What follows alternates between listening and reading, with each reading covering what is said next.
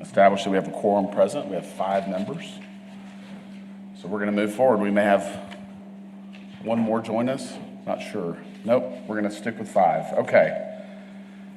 First item is the consent agenda. The commission may request for a consent agenda item to be moved to the regular agenda for presentation and public comment. Otherwise, the consent agenda will be considered in one vote.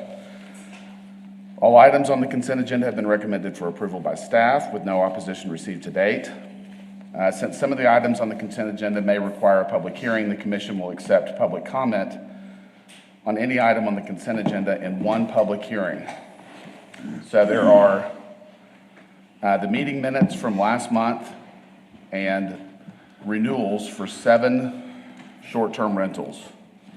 3101 Sierra, 2227 San Antonio, 2536 Colorado, 221 North Oxford, 2802 Houston, 3834 Old Post Road, and 102 West Avenue I. I'm going to open it up for public comment if anyone would like to speak on those, or if anyone would like for us to pull any of these, please let me know.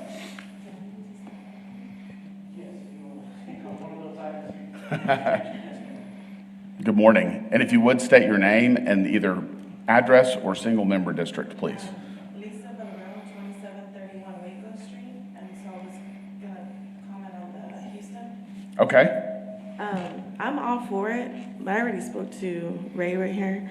Somebody else had told me that I couldn't have an Airbnb within 300 feet. And so my house, I think, is within 300 feet. Right.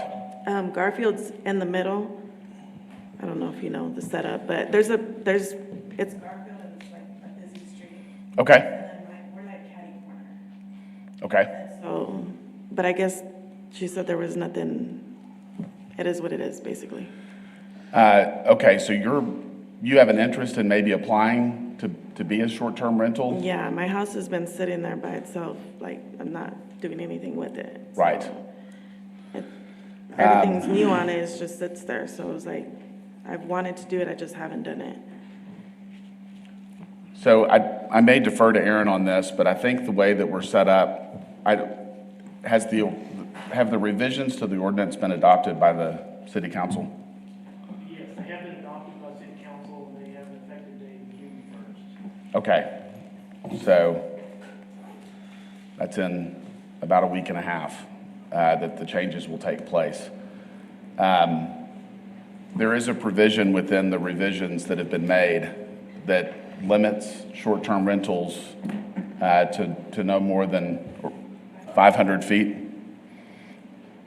So if your house is within 500 feet of a current short-term rental, you would not be able to apply And that just goes on like forever. Like he has, since he did it first. And well, there's an annual review process that's part of the revisions. And so I believe it's June 1st of every year. All of the short-term rentals will come in to a renewal cycle. And if an existing short-term rental does not pay the fees to continue to operate as a short-term rental, they would fall out of the system. And anyone that wished to apply, if they were within that 500-foot area, could at that point turn in an application to become a short-term rental. okay. That doesn't eliminate long-term rental, just short-term. Right. 30 days or less. Yeah. 30 days or less. That's Okay, correct. thank You you. can still rent it out, just has to be longer than 30 days. Right. Okay. Okay, that's what I needed to know. I was just told by somebody and I didn't really believe what they said. Yes, ma'am. But thank you. I appreciate it. Okay, thank you. All right, does anyone else wish to speak on the consent agenda? All right, I'm going to close public comment and take a motion. On the consent agenda, yes, sir. I haven't gotten to the regular agenda yet. I'll make a motion to approve as presented. Second. Okay, we have a motion by Brittany and a second by Candy to approve the consent agenda. All in favor, say aye. Aye. Opposed? 5-0. Okay, regular agenda, subdivision plats. The Planning Commission has final authority for approval. Appeals may be directed to the City Council. Item 1, PP 2402, Nauman Addition. A request for a preliminary plat for 11.98 acres on the north side of East 28th Street at approximately 3,900 feet from the intersection of Armstrong and East 28th. The linear footage of the property is 417.44 feet, and the zoning is heavy manufacturing. Mr. Vanoy. Good morning, Planning Commission. Aaron Vanoy, Planning and Development Services Director. This is the Nauman addition on the north side of East 28th. You can see here on the screen, there's the approximately 12-acre, 11.98 acre tract that's out of the F. Tankersley survey. It is a very large survey. You'll see in one of the slides in just a moment, the linear distance for, I was going to see if this is working, but it's not. But the linear distance for the street that would go, that's 28th Street from Armstrong all the way over to the railroad to the east. But this is in light manufacturing and it abuts heavy manufacturing, District 4, Miss Gonzalez, and in the Paulan neighborhood. So here again is the actual plat. There are some minor changes on here that they will do. If you notice at the top, it says Zeppelin Edition. They have a condition to go back to the original naming convention for this area, which would be the Nauman Edition. This will probably be Section 2, a preliminary plat, and they may end up with one or more lots here. So here is, and just to the right, well, my left, is where Armstrong Street is. That's where a lot of those ranch and estate houses, but Armstrong, and then just to the right, you can just barely see at the corner of the railroad that comes through there. That's over 7,000 plus linear feet. There is no north-south road. If you notice the red pins, that property there came about 2 years ago in 2022 with a preliminary plat and a small final plat for a cell tower. And they preliminary platted an access easement that goes north up to the extent of theirs. And if you notice here, the area that is to the right of that, that's the green field, and then you have more of the kind of the scrub field. That's the area that they're preliminary platting. We would actually have them preliminary plat the entire piece since it's under one ownership and all out of the survey, and then they would dedicate their incremental half over here along the red dots for a north-south road. So we wouldn't have them create another road somewhere else, but that makes the sense at this time. So here are the conditions, and this is a preliminary plat. So they did have 6 conditions of approval with some notes, and we wanted to make sure that they had the notes because that's for future development. But on their preliminary plat, they'll need to delineate the floodplain on the plat prior to signature. They'll need to update the current plat to the city naming convention. Now, we did give them the option. Applicant needs to choose one side heading north to south of the preliminary plat to dedicate the incremental half of a local road no less than 26 feet. They can choose to do it on that eastern side if they chose to. Talking with the engineer over the phone who's down from Bernie, Texas, they're looking at actually doing it on the same side as what we had recommended. But that's not set in stone. They can choose to do it on either side. The 5th condition would be dedication of right-of-way to make East 28th Street the correct width for a minor arterial in the master thoroughfare plan, and the entirety of the area owned by the property owner, which is under the same abstract, must be preliminary platted. So no remnant or remainder is left. With the notes, there were 4 notes, just so they understand what's going to happen at the next stage. Obviously, a drainage study will be required at the next stage if they choose to final plat. The final plat will require plans for improvements for the East 28th Street for the minor arterial. There is some floodplain, and if they do development in that 100-year floodplain, they would need to do a floodplain permit. And then the final plat will require submission of plans and construction of sewer main and water services. So as we understand it, and I'll go back to this, water services are fairly consistent along there, but they may have to add a hydrant, but sewer stops before it gets to their property. At that time, there'll be a decision on how big their final plat is, of if water main and sewer main needs to head north or not. That will be up to the city engineer at that point. With that, are there any questions? I have a few. So looking at this image, where it says light manufacturing ML to the west of the red box that is this preliminary plat, Yes, sir. is that the boundary that, Not the full boundary, and if I could get this to like where work. the A and the U are in manufacturing? Yes, if you see the A and the N, there's kind of a Caliche Road that kind of goes north. That actually is new property to the left or to the west of that. His property begins to the east of that, Yeah. or to the right. And he actually has a number of tracts there. This is just one tract that he's needing to preliminary plat. We wouldn't require the rest of the remaining tracts to be preliminary platted, just that. And I think it's about 32 acres or 32 acres is what it said on the survey. Okay. If there's concern about a road being dedicated within this preliminary plat filing, how do you have assurance that the road's going to be put on either one of those locations if we're only dealing with the tract on the east side?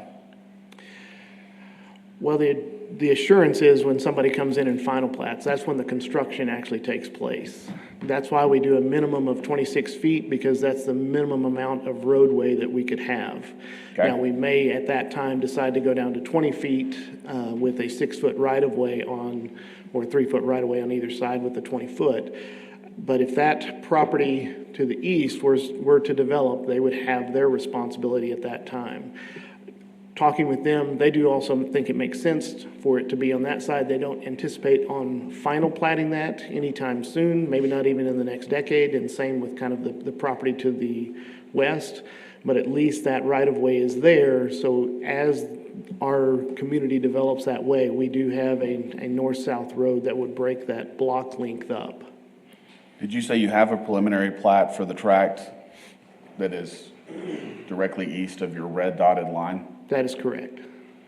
And this road is not specified within that preliminary plat? It is. They have an access easement that runs up there that if we were to final plat that piece would turn into a dedicated road. Okay. Okay. Anyone else have questions for Aaron? All right, we're going to open it up for public comment. Anyone wish to speak on this case? All right, I'm going to close public comment and take thoughts or emotion.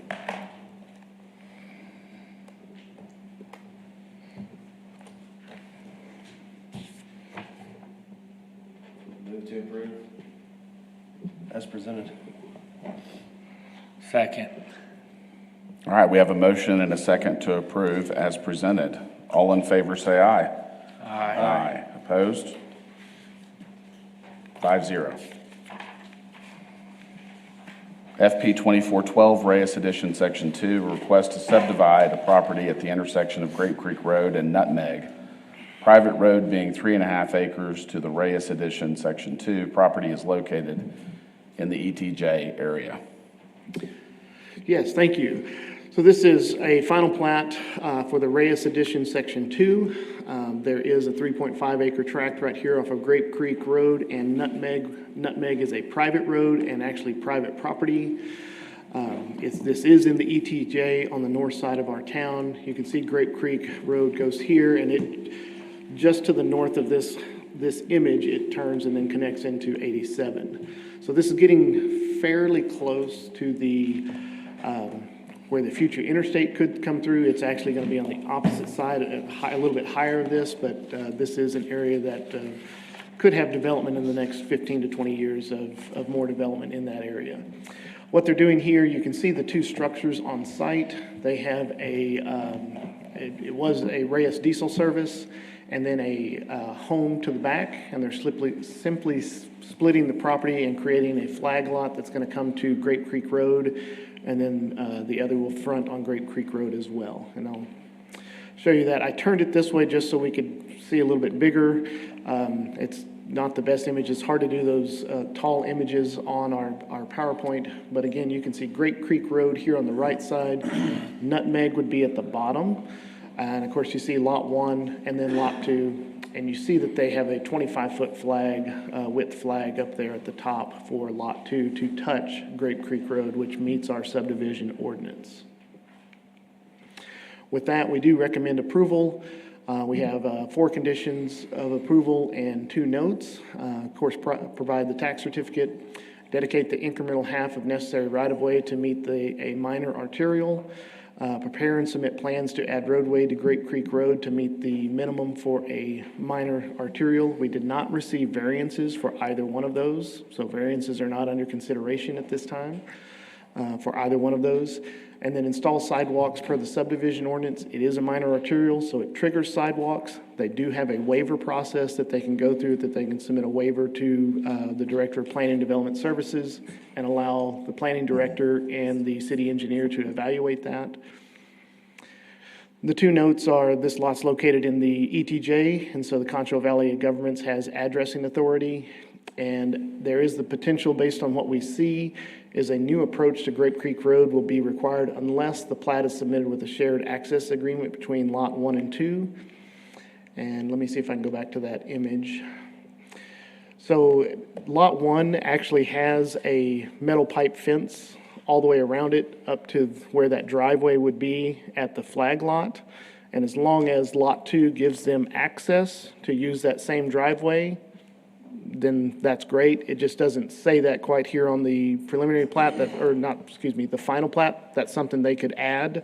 Otherwise, they would have to get a new approach to Grape Creek. That's the reason why that comment is on there. Okay. Aaron, on the metal pipe fence, and like, is there a bar ditch? Like, where does that fence come up to? Does it actually come up like right to Grape Creek Road? Like, how is that gonna be affected by the sidewalk? Is it gonna have to be moved? I don't think it would be affected by the sidewalk. I think we have more interest in addressing the right-of-way issue. The applicant does have the ability to do a sidewalk waiver, and I think the city would strongly consider that because we are in the ETJ, Right. and it doesn't make a whole lot of sense. It's just Right. our subdivision ordinance triggers it. Okay. While I do appreciate sidewalks and appreciate them in the right locations, this may not be the right location today. Sure. So the applicant currently has not filed a waiver or requested waiver for sidewalks. Not- Are they going to be able to afterwards? Yes. Okay. They have all the way up to filing the plat to request that waiver. Okay. All right, anyone else have questions for the staff? All right, we're going to open it up for public comment. Anyone wish to speak on this case, please come forward, state your name and address for single member district. Russell Gully, SKG Engineering, 706 South Abe. On this one, and I know Mr. Benoit said that we didn't put a variance request in for the street width. Talking to the developer applicant on this, I think they would like that to be considered, so I guess we're either asking for that to be considered or putting out, if we need to, table this for the next meeting, and we'll make a variance request for the next meeting.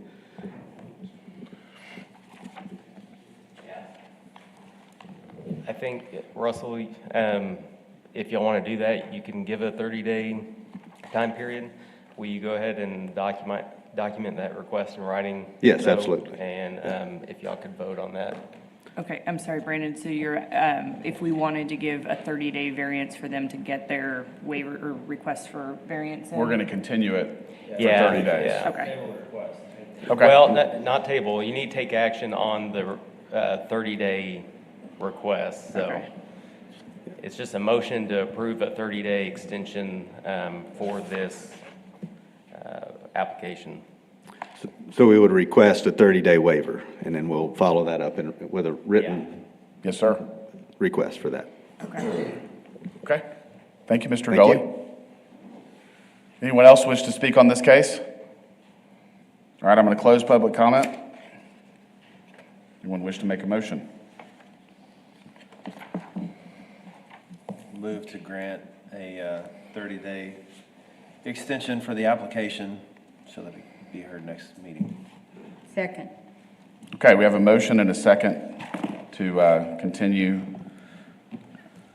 until the the June meeting. All in favor, say aye.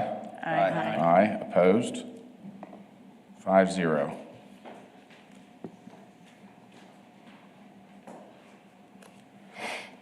All right, item 3, FP 2413, Lakeview Edition, Block 19. A request to create 4 residential lots in the RS1 Single Family Residential Zoning District located at the 4600 block of Alamo Street and East 47th Street. Good morning again, Aaron Vanoy, Director of Planning and Development Services. This is a request for 4 residential lots along Alamo, just south of the existing residence that's there. They're adding 4 lots in the District 2 Tom Thompson Lakeview neighborhood. It's just south of Lincoln Middle School. Lincoln's Middle School, you can see the tennis courts there, the front of the buildings and everything, front on 50th or Lakeview Heroes Drive. So this image is kind of important to us as we get to a few further slide. You see Travis there. It actually goes north and south all the way down and then connects to the road that goes in front of the Coliseum, as does Alamo, but you see Alamo does not go all the way through. It stops at 47th.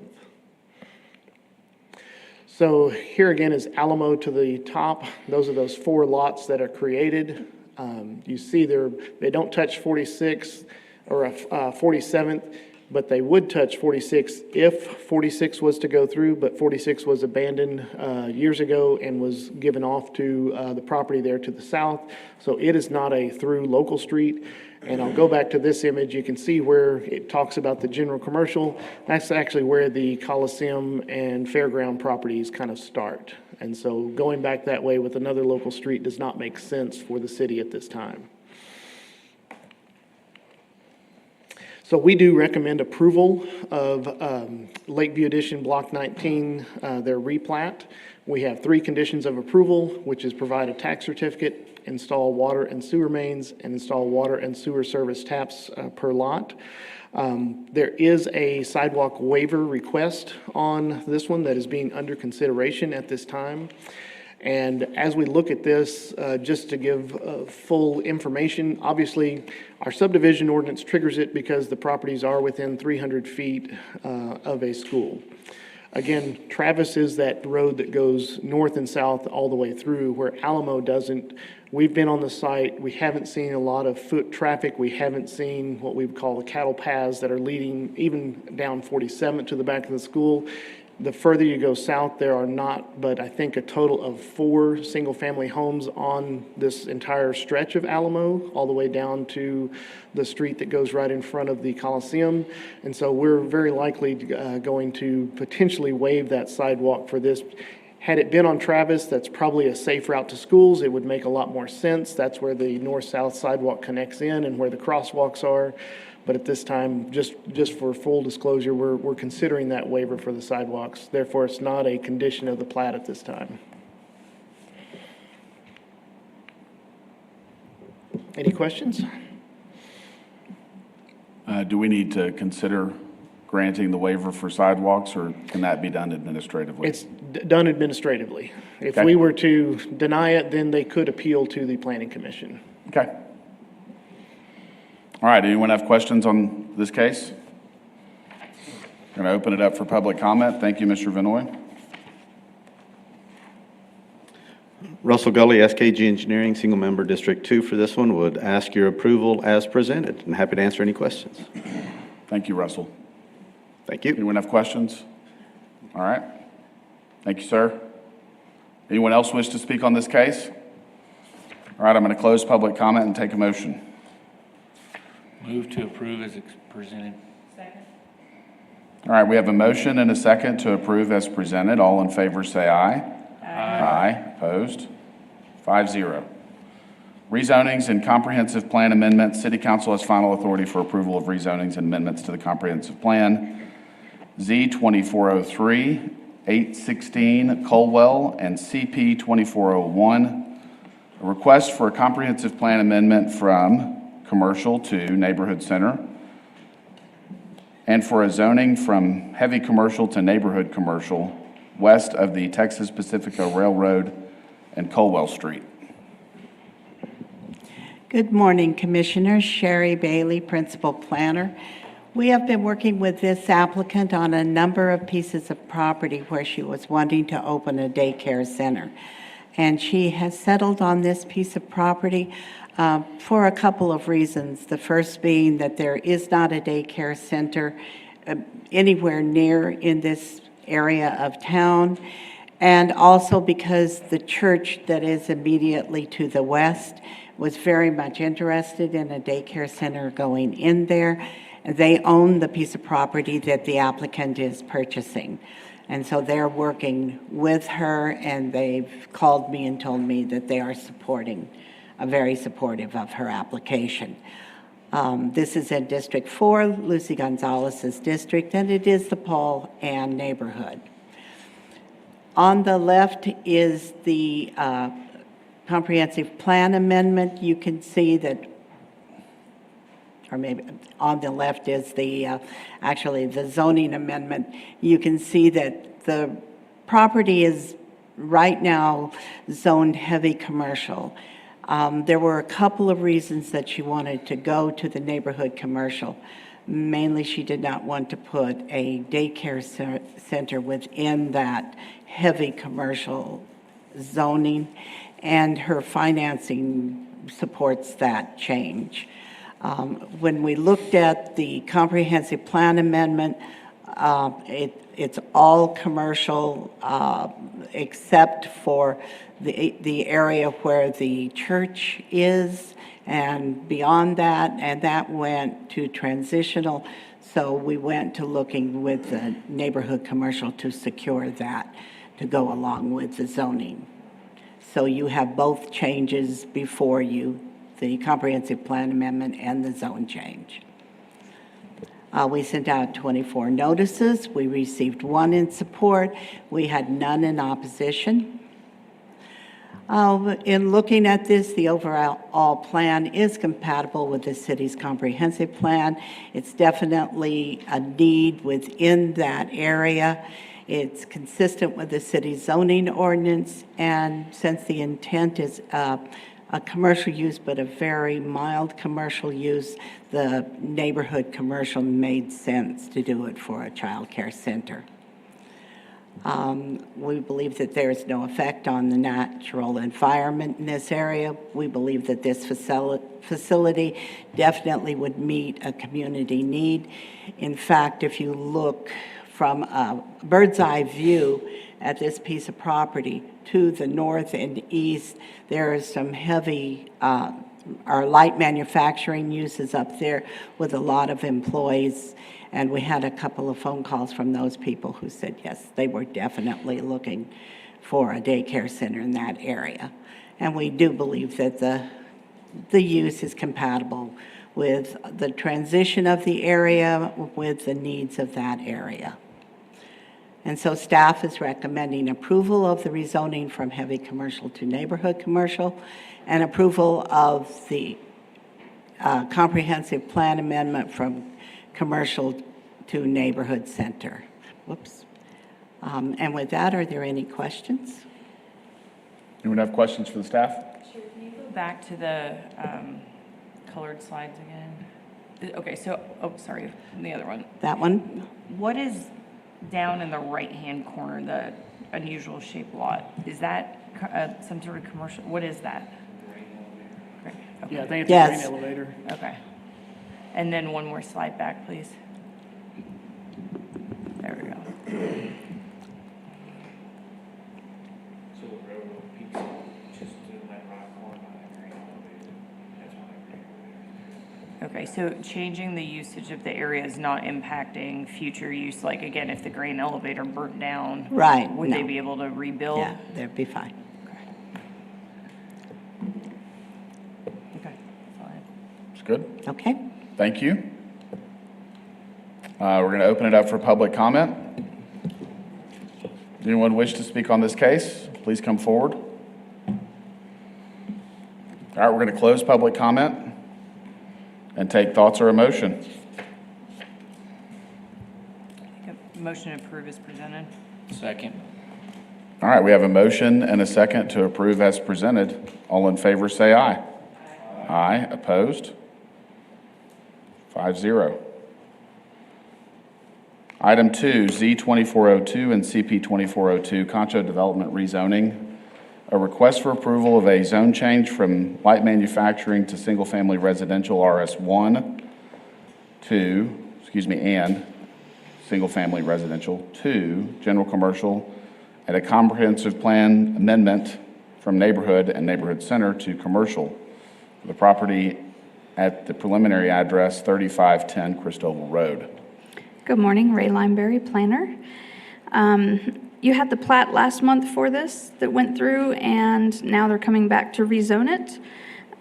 So it is a request to rezone from light manufacturing and RS1 to general commercial. It is 5.519 acres, District 1, Tommy Hebert in the Glenmore neighborhood.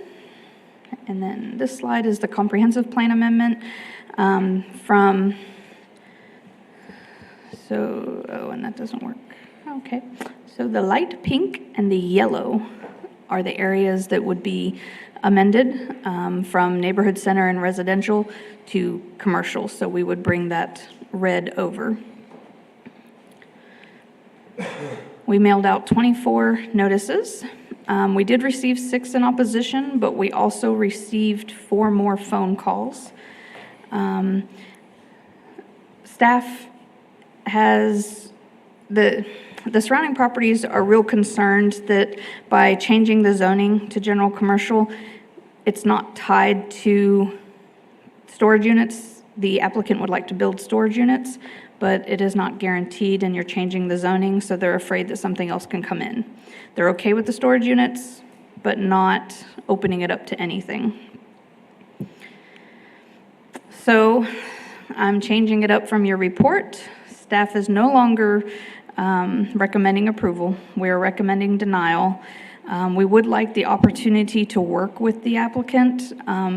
Maybe a plan development would be better for this because we can tie it to the concept plan and also put conditions on there that may help the surrounding property. So staff is recommending denial. With that, is there any questions? Could you go back to the zoning map? Yeah, the zoning map would be great. The zoning or the comprehensive That plan? right there. That's,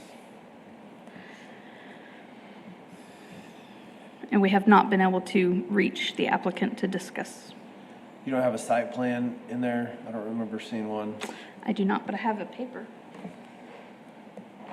So one of the objections was from the property, I guess, south, kind of right above where it says light manufacturing. And it surprises me that they would object to commercial, considering it would be better use behind their property. There is a rumor that the Stripes may come in and do a big, huge truck stop. And so they are afraid of a large truck stop. Okay. That would be allowed under the rezoning. Yes, general commercial would allow a truck stop. In that specific space. Yes. Got it.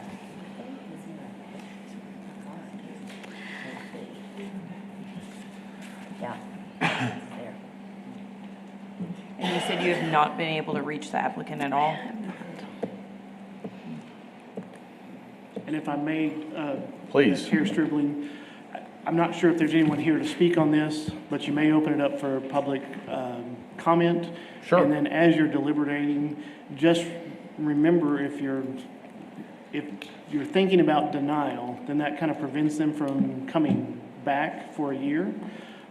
There might be the desire to table it to see if we can contact the applicant, to see if we can work through any of the issues and bring it back in June. That might be an option as well. If we deny the rezoning to general commercial, as this case is presented, they wouldn't be allowed to come in and apply under different zoning or conditions for a year? Such Yeah, as a so PD?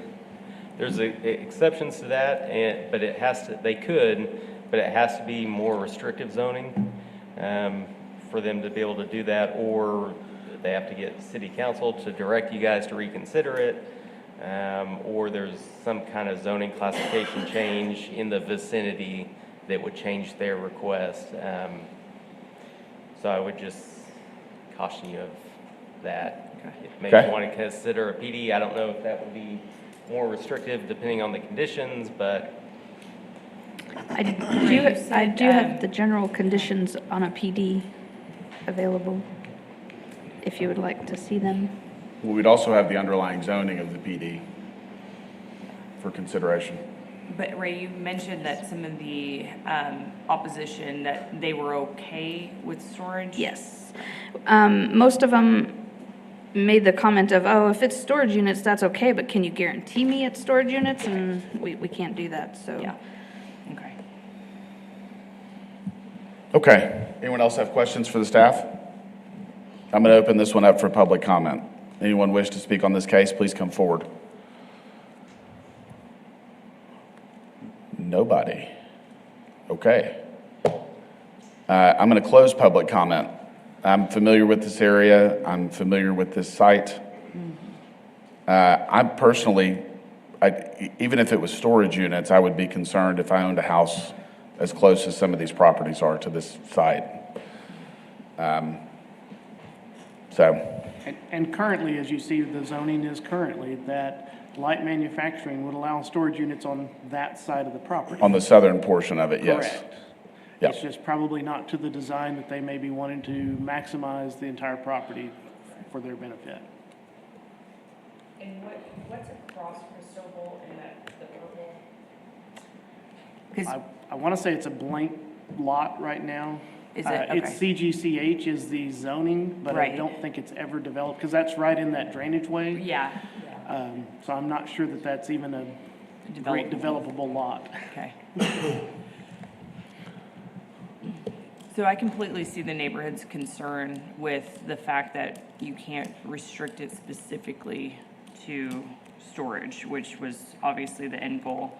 But, I mean, if the rumor is correct and Stripes offers the owner a lot of money, I mean, there's always that enticement. So I would make a motion to table it and see if we can get a hold of the applicant in order to do potentially a PD for the area. Second. Okay, we have a motion and a second to table or continue this case to the June meeting for the Planning Commission. All in favor, say aye. Aye. Aye. Aye, opposed? 5-0. All right, item 3 is Z 2404 and CP 2403, 7 East 27th Street. Request for approval of a zone change for a portion of property located at 7 East 27th Street from general commercial, heavy commercial to single-family residential, and a comprehensive plan amendment from commercial to neighborhood. Good morning, Austin Reed, planner. So this request comes to you out of the Reagan neighborhood. We are in District 4, Lucy Gonzalez's district.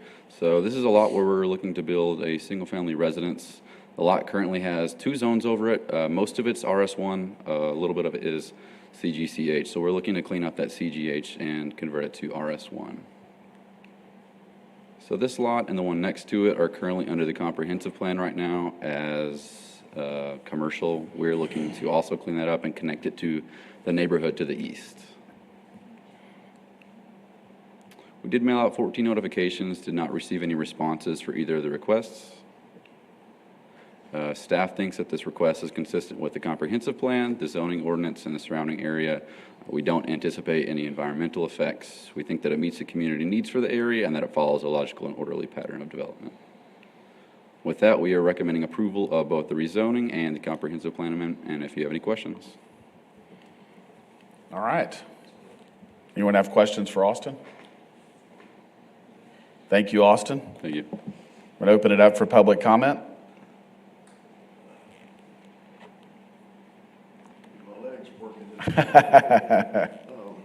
Yes, my name is James Baker, and I own the property adjacent to that lot in question.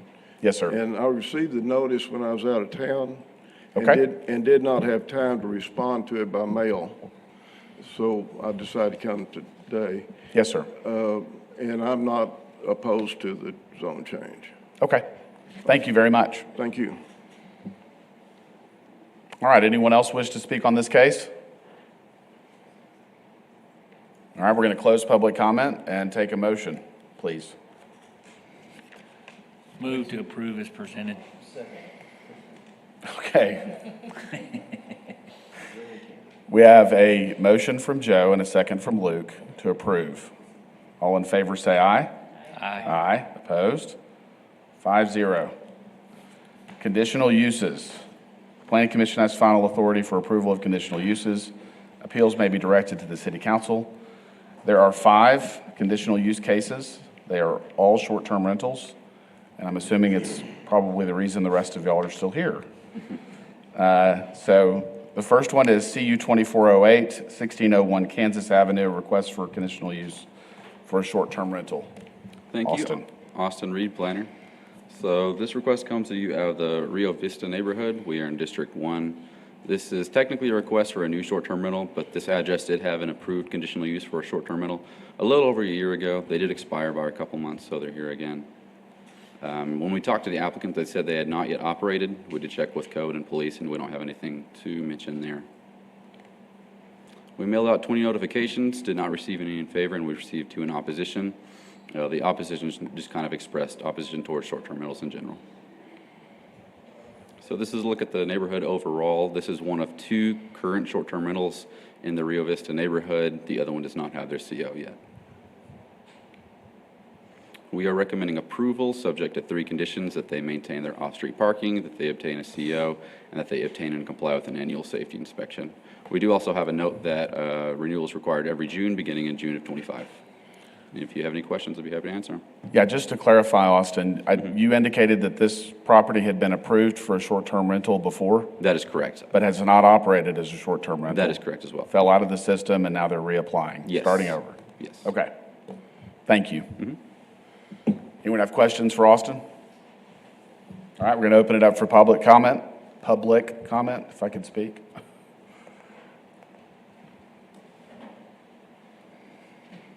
Good morning, Rachel Anderson, and I'm here to produce the 1601 Kansas Avenue.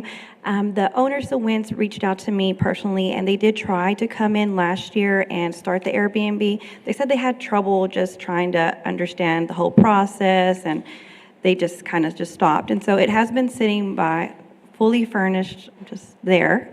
So we're hoping to just get it back up and going. I'll be the one to handle the Airbnb. Okay. Y'all have any questions for me? Any questions for Rachel? Okay, Thank y'all. you. Does anyone else wish to speak on this case? All right, we're going to close public comment and take thoughts or a motion. Make a motion to approve as presented. Second. All right, we have a motion by Brittany, second by Joe to approve. All in favor, say aye. Aye. Aye. Opposed? 5-0. Case 2, CU 2409, 2650 University Avenue. Request for a conditional use for a short-term rental. Good morning, Ray Lineberry again. And this one is at 2650 University Avenue, District 5, Karen Hesse Smith, in the ASU College Hills neighborhood, RS1 zoning. We mailed out 20 notices, received 1 in favor and 7 in opposition. Most of them did not say a comment. One person did say something about wanting to keep owners rather than renters in the neighborhood. Okay. And we do have 3 that are, 1 was denied, the other 2 were expired. And then the yellow one is the subject property, and then we have 3 that are currently with COs and operating. Okay. So staff is recommending approval. They maintain their parking, they obtain a certificate of occupancy and comply with an annual safety inspection, along with the new note of renewing every June, beginning in 2025. With that, is there any questions? Anyone have questions for the staff? All right. Thank you, Ray. We're going to open it up for public comment. Anyone wishing to speak on this case, please come forward, state your name and address or single member district.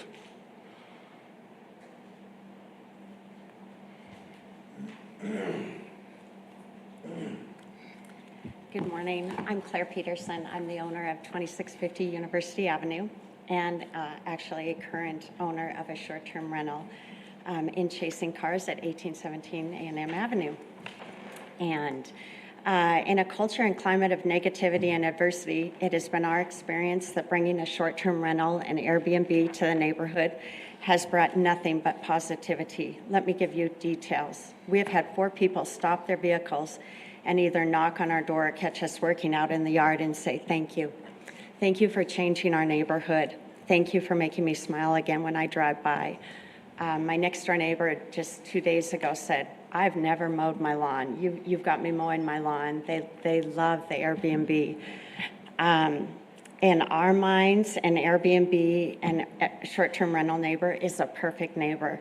An Airbnb provides guest vetting, screens for possible parties, enforces rules put in place by the host, such as quiet hours from 10 o'clock p.m. to 8 o'clock a.m., no pets, and the hiking rule, pack it in and pack it out. In a perfect world, neighbors who have the privilege and my pure respect to approve or oppose would have done their due diligence by at least stopping by and asking our plans and thoughts on moving forward. I think we would have had 7 approves as we had them in the forefront of our thoughts. Again, thank you for your careful work you have put into the short-term rental piece of our community's growth and vitality as we move into the next decade. I am economic development certified, and I completely understand the work that goes into this. So I appreciate it, and I respect your decision. Okay. Thank you, Claire.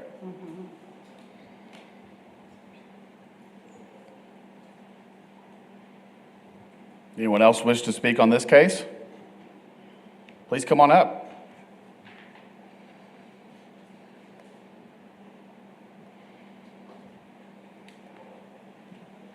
Good morning. My name is William Teague.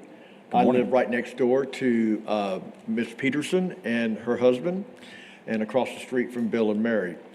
We have just recently purchased the property at 2644 University, and we met Claire and her husband Les, great folks, incredible neighbors it seems to be. But then we found out by the fact that they had put a sign in the yard that they were considering a replanning of the house to do a short-term B&B rental. We know that they have another rental here in town. It's over on A&M. The property looks great. I think the property that they have put over on A&M is a short-term rental also. It's a bed and breakfast. I know that their yard has been kept up. It seems like that they have not had any problems with any unruly tenants or short-term renters that have come in. The problem that I have, and my wife and I have, with the property at 2644 is we're not in a situation to where we want to have anybody on a short-term rental next door to ours. If it was a long-term rental, it's 6 months or a year rental for a home, that would be a different story. But to have people come in and out of the neighborhood and out of that property at all hours. I realize that her and her husband want to put a stipulation that they can't have any activity past 10 p.m., that there would be no pets on the property. But in today's world, I don't think that that's quite a normality because of the fact of the proximity of the college. With all of the games that happen at the games and the track meets and the different activities that happen at the college, a lot of folks are looking for a house instead of a hotel to try to find a place for their party to stay at without creating a havoc for a hotel. We did not buy our property at 2644 University to have revolving door of tenants coming in and out of that property. I've talked to several of my neighbors about this situation. They've all agreed with me. They do not want it. I personally believe that a homeowner has the right to do whatever they want to with their property. But as far as trying to bring in a bed and breakfast where you have different faces and it's just a revolving door of folks coming in and out, that's not what we signed up for when we bought that property. As a matter of fact, when I bought that property, when I was over there just inspecting it, looking at the roof, looking at the yard, looking at the fence work, I met Miss Peterson and her husband, and one of the first things that she said to me was, "I'm so glad that you're not one of those party or frat houses that are coming in here to be having this as a party house or as a rental house." That was my first impression, my first conversation that I had with Claire. And I was just a little set back. My wife and I both were a little set back by the fact that she has now, her and her husband have bought another place. They're planning on moving into a smaller square footage, and they have put this property up for a bed and breakfast. My wife and I and quite a few of my neighbors highly oppose this. Thank you for the time this morning, and I appreciate your comment. Thank you. Thank you very much.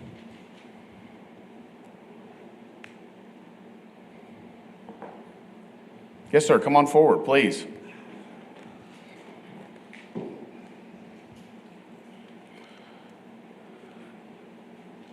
Good morning, everyone. My name is William Stinnett. I live directly across the street from Claire and Les. Beautiful people, very nice-hearted folks. The problem is basically they're wanting to run a hotel right there in the house, and you can have someone with a credit card say, "Oh, now you're not going to be coming back here again." But the problem is, Junior's got his credit card. Somebody else got their credit card. We can have anybody come into that house. We've already had problems on our street.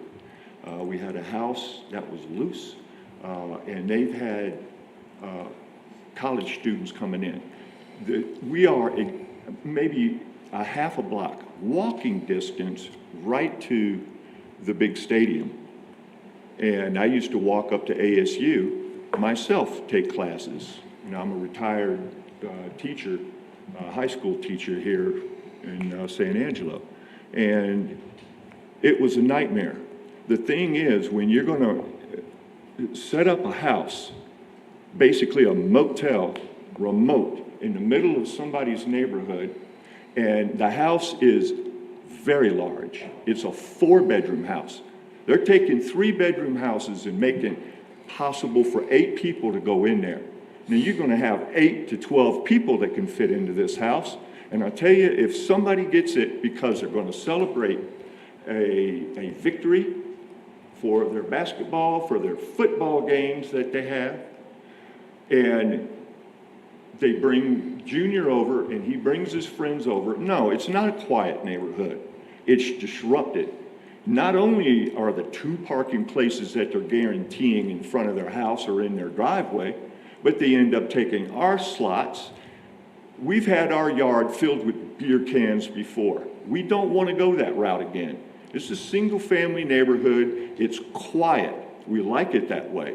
And we don't like having a different set of people coming in, although the person with the credit card may say, "Oh yeah, I'm guaranteed everything's going to be fine." That is not always the case. This is our neighborhood. It's a single-family district. We want to keep it that way. We want to know our neighbors, like the one that just moved in, Anna and her young son, Jet. You know, single mom with her baby child. And our next door neighbor, Marilyn, who just lost her husband, who's frail and needs help. We know our neighbors. Anna's already come over and got some baking powder from us, you know? We want to know our neighbors and not strange people that's pulling up in the middle of the night, doors closing, walking around, you know? This is not fair to us. And we shouldn't have to go to her saying this is what's going on. I didn't know what was going on. And then my wife said, and then the neighbor goes, "Oh, they're looking at doing this," and we get this letter in the mail. If you've seen the results on there, then it shows you how many people are in favor and how many people are in opposition right in that neighborhood, right there. they're asking you, they're pleading with you, they're saying no. If they want a rental, establish a rental then, not a revolving door where we don't know who is in our neighborhood at any given time. And not only who the credit card holder is, it's going to be putting the money in there, but who the guests are that are also coming to that house. The guarantees that are always, oh, we can do this and that is not the case. We can't even get a police department to come out for a barking dog that goes all night long, all night long, all night long. Oh no, just call in and do a complaint, you know, and it'll catch up eventually. And we see the same things occurring. We don't want this in our neighborhood. The previous owner right next door, he don't want that. And I'm right across the street, I don't want it. And the others that are not here, they didn't voice any favor toward this at all as we were talking with them in the neighborhood. I appreciate your time. And I really hope you don't sit there for the sake of money for this town. Take our neighborhoods and start degrading them, because this is what it is. It's a degradation of our neighborhood. Don't sit there and rubber stamp, please. Don't do that to us. We've come here. This is my anniversary, me and my wife's anniversary of 46 years. But instead of going out for breakfast this morning, we sat in here waiting. You know, this is how much we care about this. And we really appreciate your consideration, you know, before you turn around and say, approved. Please. Thank you for your time. Thank you, William. All right, does anyone else wish to speak on this case?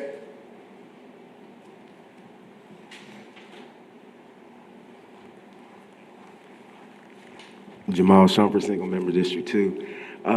Seems like y'all have a real situation here, because the last agenda item, you guys listened to those citizens and denied or tabled it. I'm just waiting to see what you're going to say about this one. Thank you. Thank you. All right, anyone else wish to speak on this case?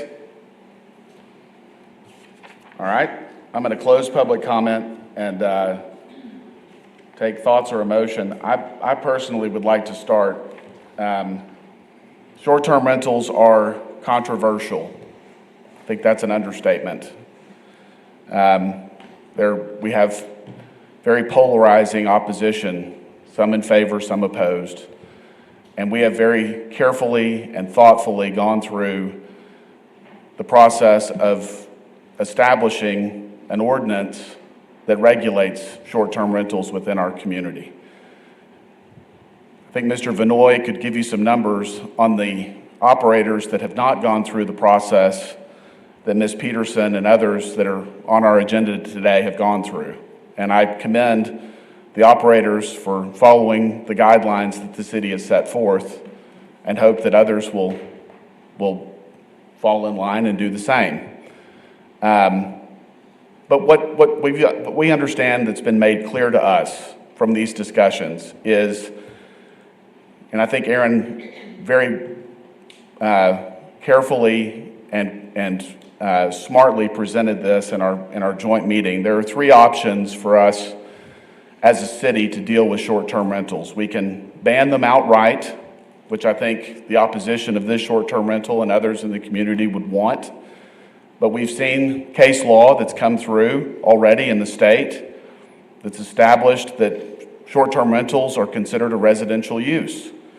So we establish an ordinance that bans them, and we're going to be back in this room in the near future, probably talking about allowing them because they're going to be allowed by right.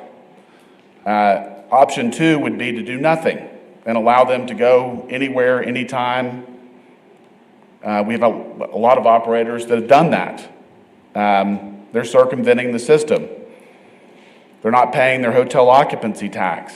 They're not getting inspected by the building department and the fire marshal's office to make sure that the structures are safe for the folks that are coming into the community. Option three is to have an ordinance where we regulate them, where we establish distances within these neighborhoods so that we're not overrun with short-term rentals, but we're allowing them, because we feel they're going to be allowed by right. We just want to put limits on how many we get in neighborhoods. And that's what we've settled on. So here I sit this morning. Personally, it's hard for me to deny this case because there doesn't seem to be specific, compelling evidence for denying this short-term rental. There's not something that's unique to this property that, in my opinion, would keep it from being a short-term rental just like any other applicant that had come in. And I'm sorry that the folks that are nearby are upset about it. I understand your frustration, and we're doing everything that we can to... Sorry, did you have something you wanted to say, sir? Yes. Please come forward. Please come forward. I'm going to open public comment for this gentleman. I don't understand why you even bother sending out these little handouts for us to cut out and send. And I knew that was going to happen. I knew you were going to sit here and justify, oh, because of this, and well, maybe it'll be law in the future anyway. We're going to have to comply, so we're just going to just make it where there's not so many in one area. Well, you had all the folks, you had 6-1 that said no, please, and still, why are you bothering? Just go ahead and give it to them then, because that's what you're doing anyway. You're completely disregarding what your constituents are asking you for. You are not here to take our best interests at hand. You're going to sit there and take business interests at hand and take a single family district and make a motel out of it, because that's exactly what it is. And it's not going to be the same because we're a half away from the stadium. And any opportunity they can to get a house, a large structure, in order to party in, that's exactly what they're going to do. And it's already too late once it's already done. Once it's in there, it's too late. We tell you we don't want it in our neighborhood. The neighbors say they don't want it in their neighborhood. You're going to do it anyway. That's not fair. And I'm sure you're all business people that got your own stamps that got hit and your own little Airbnbs. Otherwise, you would consider what you would say. Now, option 2 is if you got the preponderance of the people around you to say no, then you got to go no. But you're not going to take that. You're going to sit there and give a walk. That's exactly what we're hearing. Okay. And I don't understand this, ladies and gentlemen. You're supposed to be representing us. The ones that are not here, the ones that are out there working, they're busting their tail for the house that they're buying on that street. They want that quiet neighborhood. Yes, they don't sir. need knuckleheads in the middle of the night. And that's exactly what we're going to get. Okay. Half away from the stadium. Okay. And I'm sure you don't see that, Mr. Stribling, but that's what's happening here. I'm giving You're you... taking it away from us. I understand, and thank you for your comments. I'm going to respond to some of your comments. I'm sorry if I was No. louder than I should Hold on, have been. I'm hold- very emotional. Please. Hold on a this. second. Please, Let's have sir. a conversation. Hold on a second. Please. I understand that you're upset. I do. I don't own a short-term rental. I don't know if anyone else up here does, but I'm going to guess that they don't. I don't have any personal gain from the decision that we made with the ordinance. What I did, and what the rest of my colleagues and I did, was look at the choices that we had, and I think we settled on the best option for dealing with short-term rentals. We are trying to protect our community, sir. We're trying. We don't have the right to ban them outright.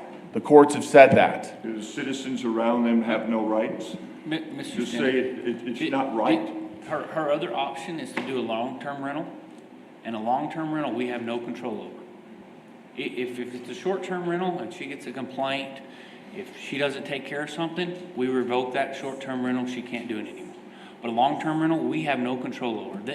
She could move 10 college kids in there in a long-term rental, and there's nothing we could do about it. You know what I'm saying? We've And so already seen that too. that's why I say, in some ways, Better. is trying to say, this is a better option than a long-term rental because the city. Here's has the other thing I'm gonna say, challenges. and you may not, this may not matter to you, but I think it matters. The operators are required to provide contact information for the properties that they're operating. So, as a neighbor, if you have a problem, you're not calling the code enforcement and the police department. Your first call would be to the operator to say, this isn't operating as you indicated it would. Please fix it now. Then, if you have problems with the operator not complying, you call code enforcement, you call the police department if you have a big problem. And every year, this comes up for renewal. So if you have a problem that's repeated with that property, it's going to be right in here in front of us. We're going to talk about the problems that we've had with that property and consider whether or not we want to allow them to continue to operate as a short-term rental. Those are options and avenues that we don't have with long-term rentals that are allowed by right, without application, without permit, without anything from the city. A long-term rental can go in tomorrow, today. Appreciate your time, sir. Okay, thank you, sir. All right, I'm going to close public comment. Does anyone else wish to make thoughts or a motion, please?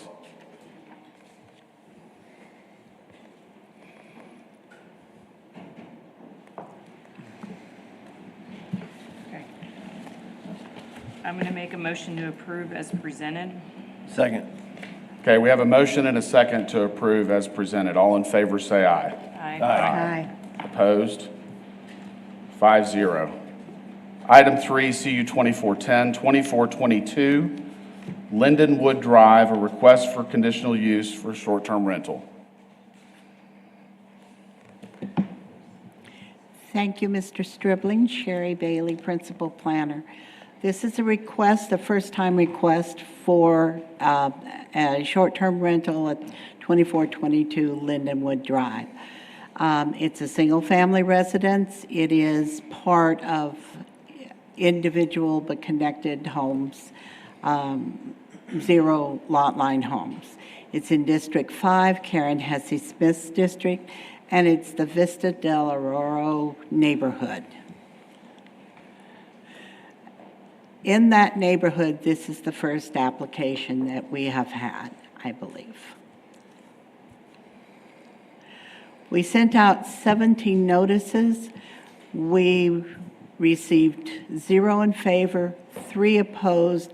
Since we put this together, I've had 2 more people that have called in or sent in notices that they were opposed. The one directly next door to the right, and another one on the end of the block. And all of them that we received, and I believed in your staff report, I did provide a letter that came to us right in the beginning, have all said the same thing, that basically their objection centers around the fact that the homeowners association does not allow renters. It does not allow renters, if they're there, to utilize the swimming pool and other facilities. And if they do, there's no way to get, and harm it, there's no way to get payment because they're in and out on a short-term rental. There. Staff has looked at and talked with the other departments, or the department director, and talked with the other planning commission staff, and talked with the attorney, and it's very similar to others. We can't enforce homeowner association rules and regulations. The people that contacted us are aware that it is up to them to move forward, and they have indicated that they will probably do that. Staff has looked at everything else on this short-term rental, and we are recommending approval with the 3 recommendations up there, that they maintain their parking, and they do have the 2 parking spots, that they obtain a certificate of occupancy, and that they obtain and comply with the annual safety inspection. And again, the note, the property owner shall maintain the short-term rental operation in a manner consistent with Section 406 of the zoning ordinance, including a required renewal every June beginning in 2025. And with that, are there any questions? Anyone have questions for the staff? Did you say that you talked to the HOA? What was the comment you made about they might do? The person that I talked to who gave me a call is the same one that sent in the letter. Okay. And he said that he was already contacting their attorney to see what their options were. Okay, thank you. Okay. So since we don't have any ruling with HOAs or anything like that, if the HOA denies the conditional use, what happens on our side? Do we just terminate their application? Like, how does that work, Brandon? We would go through the revocation process. Okay. Obviously, we put some steps in there that if they didn't pay hotel occupancy taxes for a period of time, that there are no receipts for that. That's a reason to bring them back and revoke them, and at that point, we could revoke them unless there's a judicial decree otherwise. Yeah, so that's what I was thinking. I mean, I don't know just that the HOA sending us something is going to be enough, but I mean, if there was like a court-ordered injunction to prohibit them from operating based on those restrictions, then yeah, that would probably be a reason to revoke them at that point. But I don't think the city would want to be involved in that at all. That's just between the HOA and the court. Yeah. My question was just if. Yeah, so granted the it city's not going to be today, a party, like, that's what right. I happens mean, we're if not the going to be HOA involved. It would be us being served with like a court order or something. Yeah. But yeah, we wouldn't be involved in this. So are you saying, I'm making sure I understand you, are you saying that you're going to, that we would ignore HOA rules and regulations and wait for a court order? Yeah, we can't interpret the restrictions because a lot of the restrictions, and there's been several cases about this, say, you know, it'll only be used for residential purposes. Well, the courts have also said that STRs are residential purposes.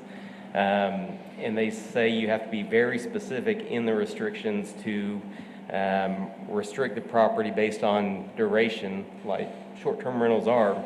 And I don't think this board needs to be in the position of interpreting those because that would result in lawsuits on either side. And I just want to remind the board that we did pass in that ordinance, that revocation section, for instances like this, that we track them. There's always a review of those conditional uses that have been issued for us to look at those. And we also put that stipulation in there for those phantom STRs that maybe they wanted to get a conditional use but never operate to block people from becoming an STR. Well, we would look at this situation that if they're not paying their hotel occupancy taxes or there's issues, then we would present them here for revocation. So, and the other thing to point out, we do have a what's called a conflict of laws provision in our zoning ordinance, which says basically that if there's two laws, and in this case restrictions, which it also addresses, then the more restrictive does apply. So we're not enforcing the restrictions, but if you give the approval today and then a court does say, yes, those restrictions limit STRs, they can't hang their hat on us having given approval to override their restrictions, so. Okay. Okay. Thank you. Sorry, this is the first HOA one we've had, I think. Yeah, very active, yes. All right. Any more questions? I'm going to open it up for public comment. Good morning. My name is Allie Jacobs. I'm the owner of 2422 Lindenwood. Number one, thank you for my many calls as I got familiar with the process and emails. I think that y'all have all fielded emails and calls from me so that I could better understand the process. Let me first put your mind at ease. When I was reviewing the settlement documents on this property, the HOA spoke in length about considering filling in the pool for insurance requirements and just to not have the pool anymore. And so that was never something that I was considering from a practical standpoint, being able to offer and use. I also have the insurance for this considered use from Marsh and McClendon, which is a nationally recognized insurance, and they would not want me to offer a STR with a pool, so that was never, in practical standpoint, an offering that I was going to give, and I'm willing to, whether it's with the HOA or with this group, sign something to that effect. So, number one, let me put that to ease, because that was not something that I was prepared to speak to today, but now that it's come up and it's come to my attention, please know that that is not something that would now or in the future be anything to stand behind. I'm excited for this process. While I am new to this process, I am not new to real estate development or hospitality services. I am a Texas broker and have done several property developments, most recently 118 South Chadburn for our administrative offices, and I run hospitality services for my husband and I's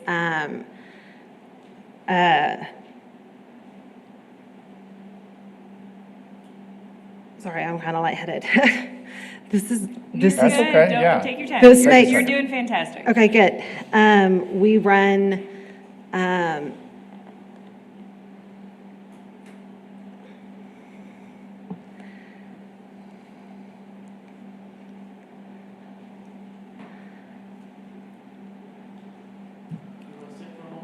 Yeah, take a deep breath. maybe. It's Makes okay. me nervous. No, it's okay. Yeah, take a short break if you'd like, please. It's not a problem. Oh, Yep. whoa, whoa, whoa, whoa, whoa, whoa, whoa, whoa.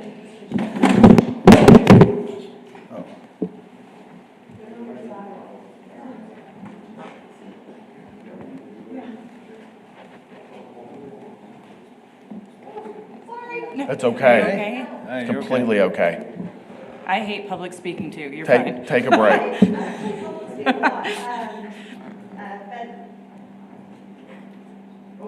But that's it. Okay. Thank you. Thank you. Thank you, Ally. Easy.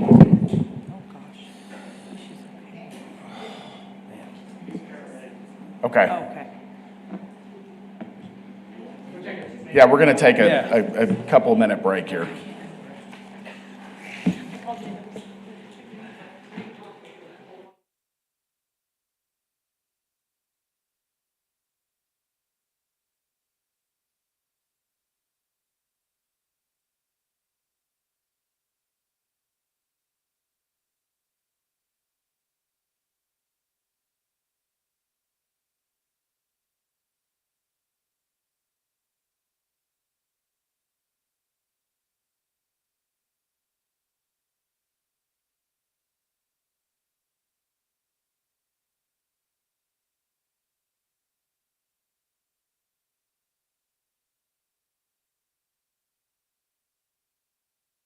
Hey, before you continue, we've taken a short break, and we're waiting on one of our members to come back. So give us just a second. No problem.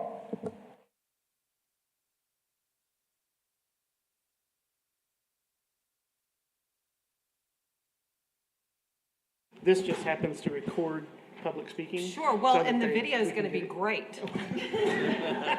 And we don't want to miss anything, so. That's right. Hey, I'm here for y'all, you know?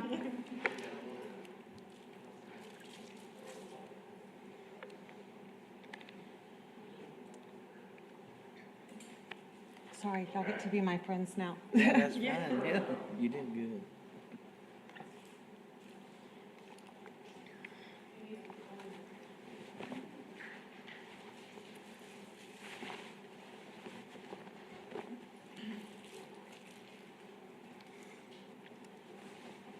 I just really wanted to keep the drama going, you know?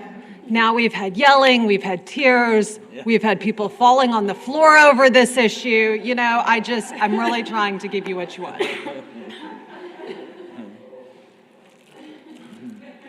Something like this has a little bit more like the little Sure, things like thank that. you. Let's put the lid back on that one. Okay. You just put it down here, but that way you get more. Thank you.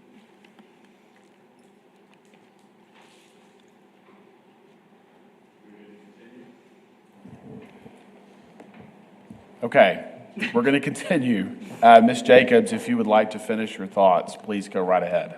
Sure. I know that my falling did not give you a lot of confidence in my professional management services, but I assure you that I take this seriously. My word is my bond. I have looked at things like noise and occupancy monitoring. Because we operate training facilities in West Texas for military and special forces, we have professional management services. So that includes a full-time HSE department to make sure that our facilities are safe and to make sure that they are run well. We have a full-time legal department to make sure that we would take action if somebody misused our properties. We have full-time facility managers, so to make sure that our facilities are in good and working order. So while this is one property for us, this represents a small portion of our professionally managed portfolio. Okay, thank you so much. All right, is there anyone else that wishes to speak on this case? And I am a big girl and can take it, even though it looked the opposite.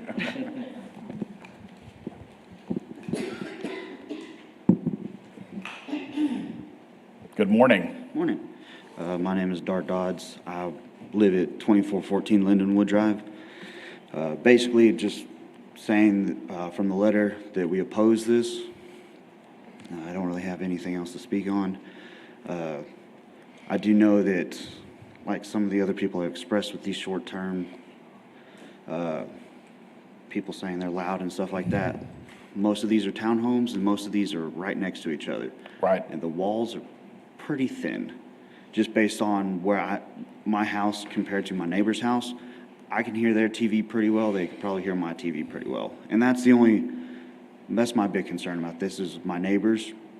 My neighbors are pretty old, especially the house that she's purchased. So I just fear that for them is that, like I said, the walls are pretty thin, so you can hear just about everything. But I have no further comments to say. Okay, thank you. Thank you very much. All right, is there anyone else that wishes to speak on this case? All right, I'm going to close public comment. Does anyone wish to share their thoughts or make a motion? I got just a quick couple of comments, I guess, on one of the main things that we've seen come up a few times in neighborhoods with HOAs. I think we need to be aware as a board that HOAs and city ordinances are completely separate things, and they're two different things. There may be an HOA issue, there may be restrictive covenants in the HOA that prevent short-term rental or rental in general or whatever other covenants they want to put into that. That's for the HOA to administer, and not the city or our planning commission or anything else. So from as far as I can tell, with everything that's been presented with this case, it seems like it complies with our ordinance, and I'm in support of it. So I'd like to make a motion that we approve it as presented. Second. Okay, we have a motion and a second to approve as presented. All in favor, say aye. Aye. Opposed? 5-0. Ms. Jacobs, good luck with the HOA.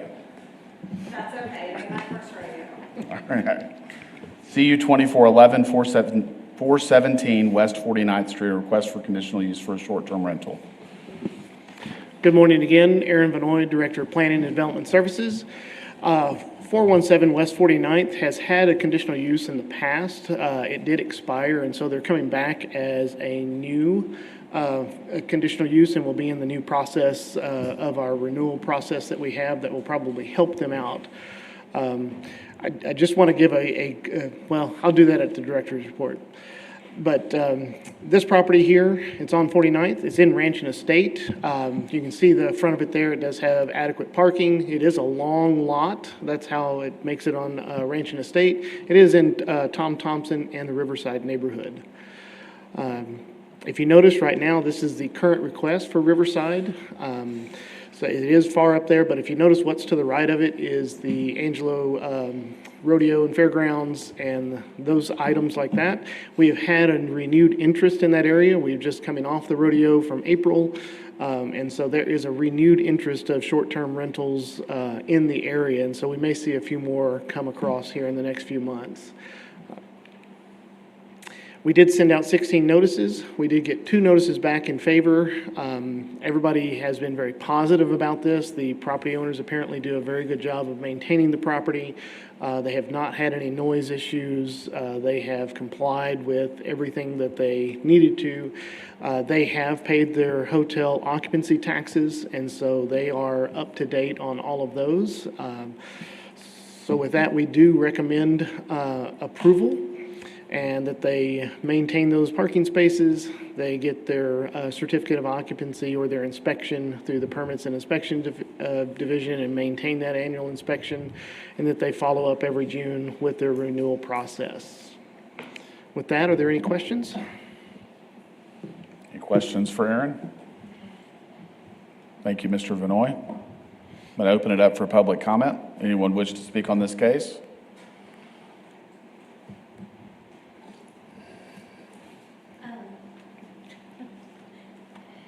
Marlinda Schmickel. I own the property next door. This is my son and daughter-in-law's property. I'm here as a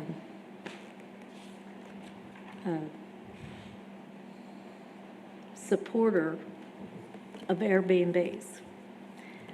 This property was so overgrown, and I know I'm biased because it's my son and daughter-in-law, but that also has given me the opportunity to see the time and money that has gone into this.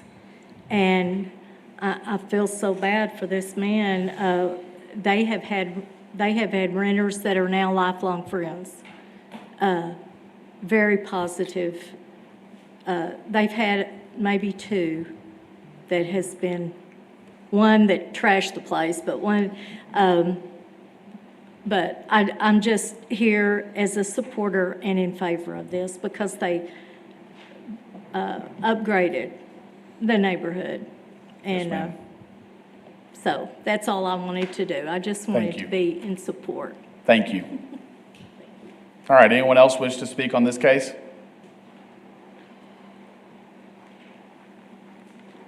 Jamal Shumper, single member District 2. I think y'all should take a very good look at this. This is a great example of how Airbnb works. She's right next door to the house.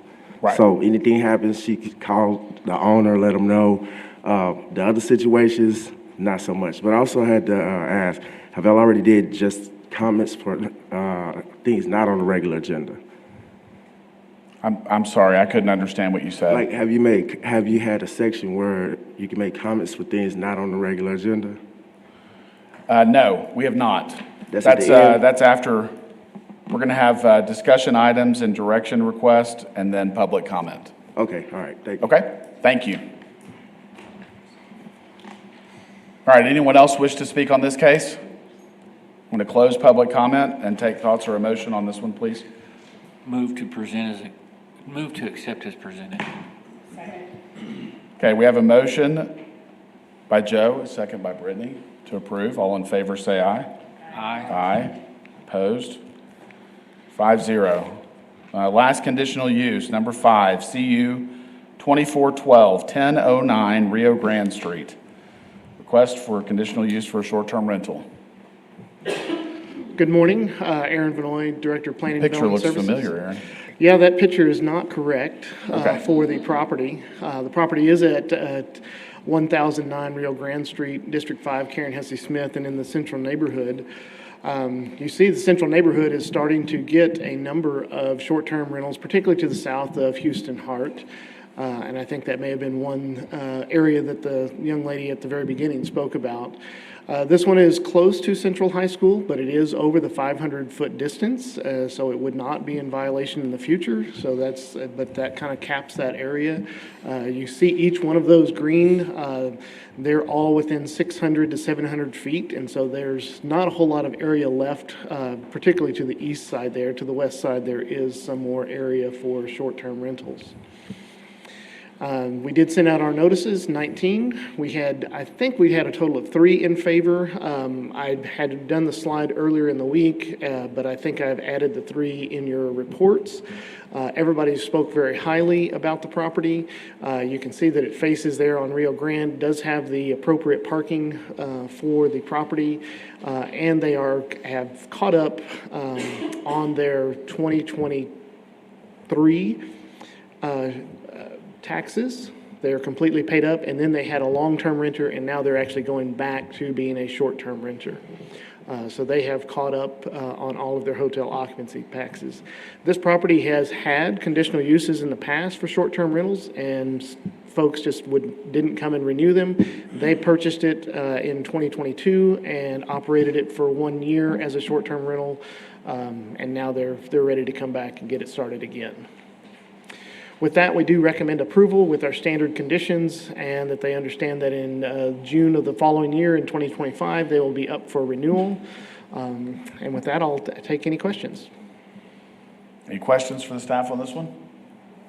Thank you, Aaron. We're going to open it up for public comment.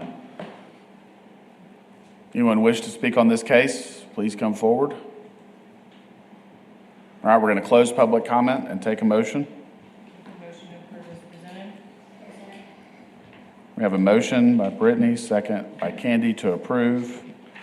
All in favor say aye. Aye. Aye. Opposed? 5-0. Discussion items and direction request. The discussion of battery storage and what zoning it should fall under. Mr. Vinoy. Yes, thank you, Chairman Stribling. Aaron Vinoy, Director of Planning and Development Services. We have been starting to get a number of requests about battery storage facilities here in our community and where they can be located. Our current zoning ordinance does not really address them. Now, obviously, battery storage items happen in various different ways, all the way from the small household units that might accompany a solar project to something much larger that's maybe over 600 kilowatts or up to a megawatt that's actually putting power back out onto the grid. And so we've been doing a lot of research because we've had a number of groups that have been concerned, particularly our fire prevention and fire department, as well as our engineers, because some of the locations of our substations through AEP are in some areas that are very close to residential, could be very close to floodplain areas, and obviously if a chemical battery decides to melt down, while they do have some self-sufficient fire suppression, they can put off some noxious gases, and fire department has some concerns for being certain distances from neighborhoods, as well as their responders coming in, and if things get washed down into the waterway as we use our streets normally for stormwater drainage, what do we do about that? And so I handed out our board, our planning commission, the APA recommendations on battery energy storage systems. And as y'all can look through that over the next month or so, we're going to come back with some recommendations in June of what we would like to present. I've got a couple of slides here just to show you some things that we might be thinking about. But battery energy is fuel. Think about fuel. And we are a fuel economy. Part of our economy is done by fuel. And so I want to firmly say that these things are not all bad. They can be very useful. They can have the right placement in our community and have the right needs for our community and our surrounding area. And so as we are part of the fuel economy around here, there could be a very good place for these in our community. So that's what I'm talking about, the risk for neighborhoods, water systems, overall health. Where can these help us, and where can they be placed appropriately? So I have a couple of maps here. On the left, you can see light manufacturing, which is the blue, and ranch and estate, which is the green. So if you're thinking about the outskirts of town, because if you think about our ETJ or in our county, these things are not regulated in any format. And so what are things that start kind of being on the edge of our community that, okay, this might make sense? The challenge you see with some of our light blue, you can definitely see right through the middle of town, along the railroad, there are places that are currently zoned light manufacturing, and even all the way down Knickerbocker and all the way down to the South Concho branch that kind of comes into town.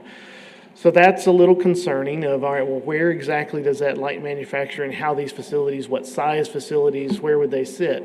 Now you look at the ranch and estate, well, that's usually 1 acre and larger home sites. Maybe it's appropriate there, maybe it's not. And so maybe that's something that we may look at those areas of, would that be a special use case that some conditions could be placed, or a conditional use where conditions could be placed, as opposed to allowed by right. Now, if you look at the right map, those are our heavy manufacturing. Those are where our industrial sites are zoned to be. You can see there, it's very hard to see, but you can see on Old Cristoval Road coming to the south, there's a couple of sites, and then you see the larger one that's off of Gas Plant Road. There's a couple of sites there. And then really up in our northeastern quadrant is the main other areas, as well as Mueller, which is right there off of Bryant and 29th. So those are our heavy manufacturing zoning districts. That's where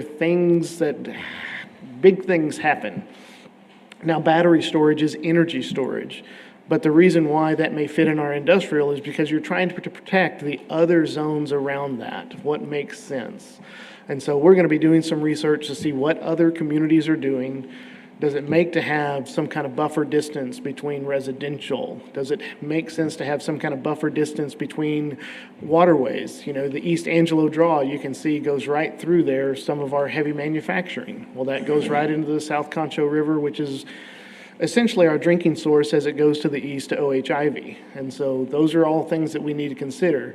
Again, these items are not bad. The technology continues to evolve, and so over time they may become very, very good thing. There's lots of green incentives right now through the federal government, but we also need to think about, well, what happens if they become decommissioned? Do they just sit there and become an environmental hazard over time? And so we need to think about those things as we bring something forward for our communities, so that we're still allowing our community to have some economic growth in this area, but also taking in consideration protection of us today and in the future. With that, I'll be happy to answer any questions that I can and see if this is something that y'all would like us to look forward and move something forward maybe this summer towards the early fall as an ordinance draft. Anyone have thoughts they'd like to share? I just think it's going to get bigger and bigger of an issue, so we need to start thinking about it as soon as possible, because it's going to come up. Okay. Yes, and I'm in the fire protection business, and batteries are a big hazard in fire protection. Yeah. So yes, we do need to take that in consideration when, as well as the knowledge of the differences, just like I'm using an example, a mobile home park versus a small subdivision, single-family homes versus larger areas. You know, there's different categories. Not all should be treated the same, but Right. we do have to take that precaution. Yeah, something about the scalability of it, of, you know, obviously we were allowing solar on our homes. They're probably, some of them are having battery storage, whether it's their garage, a closet or something. And that's probably great, because we know that licensed electricians are doing those things. And I think those are good steps for our local economy and for homeowners. But like you said, there's scalability. As it gets bigger and bigger, how do you protect yourselves? I think I think looking at what zoning classifications would be the best fit for this use is part of the discussion. And then I think to kind of touch on the life safety aspects, there may be conditions that we need to set within a development area of what protections might need to be put in place around the facility to contain or reduce hazards. You touched on waterways, and man, water is a precious resource for our community. I would it would be devastating to have a contamination from a meltdown of a battery facility. Yes. So finding ways to contain and protect our water supply, making sure that the fire department can have good, quick access, and maintaining safe distances from neighborhoods and other structures. Yes. Well, I think that's the risk of, far out into the future, where it's probably going to be well-maintained and constructed and everything for the foreseeable future. But what does it look like 40 years from now, 50 years from now? I mean, the potential for seeping into the ground or whatever. And so just thinking about where those can be located and not directly next to our water source is probably pretty smart. Yeah. If one of these burns down, is there a toxic chemical that's released? There can be in the air, depending on what the chemical makeup of the battery is. Yeah. And that's something where I think our fire prevention and firefighters, or any of our emergency responders, even if they came from not Dias, excuse me, but Goodfellow. If they came from Goodfellow, they would want to know what's there and what the chemical makeup is, so they're prepared, they can train, they know what to expect. And so I think, and that goes back to Joe's talk about scalability. When you have a site that's maybe an acre size, you really want to know what's there as opposed to something that's in somebody's garage closet. Yep. Okay. All right, we'll take some of this direction and we'll bring some information back in June, and we'll start looking at what's been done and what our community thinks is best for us. Sounds great. Thank you. Thank you, Aaron. The next item is the discussion of the cultural district expansion.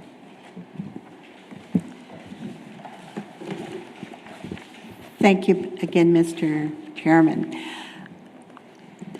Being a planner, this is probably one of the most exciting things that you get to do. You get to really look at the community and get excited about where you are and where the community is and how can we help the community develop as it's starting to, as it's moving forward, that serves both the community and the city of San Angelo both.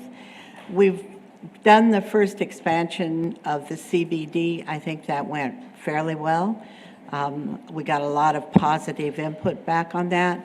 In looking at the expansion of the CBD down across the river, it became very obvious to us that it isn't just the CBD that needed to be expanded, but it is the cultural district. I don't know how many of you have driven down in that area, and it's the area marked by that dark red line. But the small clusters of bungalows or homes in that area, the small commercial that is developed along with the large commercial, it's right next to Fort Concho on part of it. It's an area of the city that is absolutely wonderful. There's no other way to put it. And it's in danger. Slowly, there's different kinds of commercial that's creeping in. There's different approaches that are creeping in. And nothing within the use ordinances that we have now really addresses unique areas of the city. It just doesn't. It wasn't constructed that way. And very similar to what we did on the Coliseum is looking in this case as a cultural expansion within that area and having the underlying zoning, and then there is this overlay that goes on top of it that is directed at each of those individual small neighborhoods to help secure them, keep them from being developed in a way that doesn't benefit the neighborhood, the neighbors, or the city itself. And so we have a fairly short time frame. We're looking at bringing something forward in a month to 2 months to City Council. So we're going to concentrate on this. We're going to do a working group. We're hoping to do a working group to get input from a lot of different areas and just digressing for a minute, I walked the streets, drove the streets Saturday and Sunday. My husband and I went up and down. We ended up talking to a lot of people because there were a lot of people out on the street. There were a lot of people having individual groupings, talking as we walked by, and every single one of them, they asked, "What were you doing? What are you doing? You are different. I've not seen you in our neighborhood before." And so which made me feel really good, as we were talking with them, I got a lot of positive feedback, and a lot of people worried about what's going to happen to their area. They have felt like their area has kind of been ignored in the past, particularly over around Bird, if you're familiar with that area. They've really been concerned about what's going to happen there, and yet it's a wonderful area. And so I got a whole lot of comments from people, and I'm filtering through those. But our hope is to bring forward from that working group an overlay district that uses the zoning and then adds a framework on top of that that helps guide future development in this area and helps provide incentives as far as like looking at the Bird. One of the things that I heard from a number of people up there was, we need more of these small bungalows being turned into short-term rentals. It would, it's a block to walk across the river. It's very close to the downtown. And they saw that as a positive. I didn't get negative feedback from anybody that we talked to. So over the next month to 2 months, we're going to work very hard on it and bring it forward, and hopefully we'll do something really positive for the city. And that just gives you, without the benefit of the zoning, the area we're talking about. It looked large to me up there when I was walking it. It's not that large. They're very small blocks and very compact. I just want to clarify as you're going through this, Sherry. The boundary of this area, obviously, the east, south, and west are the red lines that you've delineated. The river? The river itself, would be the north? Yes. Okay. Okay. Sherry, this might be a silly question, but up where the red line hits Allen and goes towards Rio Concho, why didn't we just loop it over? Is there a reason? What's over in that little? Oh, this is a very fluid line right now. Boundary. It was actually drawn, I've already talked there, and it was drawn before I went out there and walked. And so, yes, I expect that it's going to change. Okay. Okay. Excuse me. We're very excited about this. This is where we're going to actually do in the cultural district, and I'm actually starting to call it the South Bank. I'm not sure that name's going to stick, but the South Bank of the Concho River, of trying to make it more of an entertainment, more of the art scene, using the elements from the Welcome Center, the Museum of Arts, the Paseo, the fort, that those would be some of the elements that we would be able to do in that. It's almost like writing your own plan development, that you're able to modify some of the setbacks. You can modify what is a road width, or do we want this area more walkable? Do we want some bike lanes? What is it that we want as a historically cultural district for our community? We've worked really hard in downtown of the downtown historic district. We've got some design things as the downtown design, but this really gives us that opportunity to write the rules of what we would hold people to. Do we want landscaping? And if so, is it just commercial? Is there some other things that can happen in there? This is an area that is supported by South Tiers. We can always bring that back and show where the South Tiers district line is. So there are some opportunities for folks to apply for South Tiers funds when that fund has dollars in it.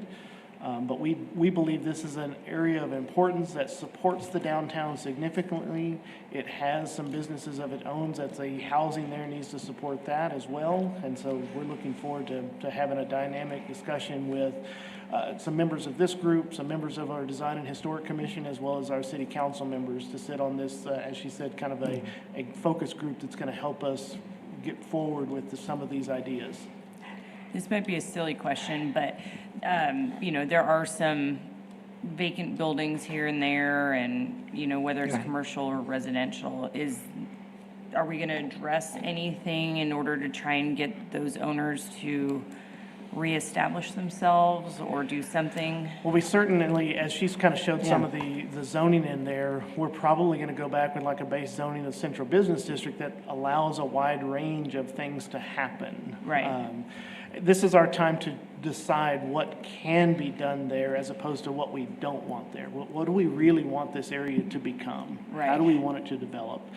I do think there is a discussion to be had at some level, somewhere, about vacant buildings in our community, particularly downtown and south downtown. Right. This may or may not address some of it, but I think that is a discussion to be had at some point in our near future. Right. In talking to other cities, the most positive thing I got from all of them is this is the one thing that they were able to do that actually left them with a feeling that it worked. Because it was so focused, you could concentrate, you can meet the needs of the property owners within that area. And it has seemed over the past 10, 15 years to really be working for cities. Okay. Thank you. Well, this is a very important part of our community. There are some very nice older structures that I would love to see revitalized and saved and not cleared off for new development. So I'm curious to see what you guys come up with in terms of guidelines for this area. So thanks for working on it. Thank you. Okay. We are to the public comment section. Issues or concerns not on the regular agenda may be raised by the public at this time. Citizens should speak from the podium. Address all comments to the dais. Begin by stating their name and address or single-member district and limit their remarks to 3 minutes. Yeah. 3 minutes cover what you're going to tell us. Maybe not. I'll try to make it short. All right, go ahead. Jamal Shumper, single-member district number 2. I actually came up here for a different reason, but I wanted to discuss Texas. I want to discuss the city of San Angelo being a home rule charter city and the fact that we have an elderly community.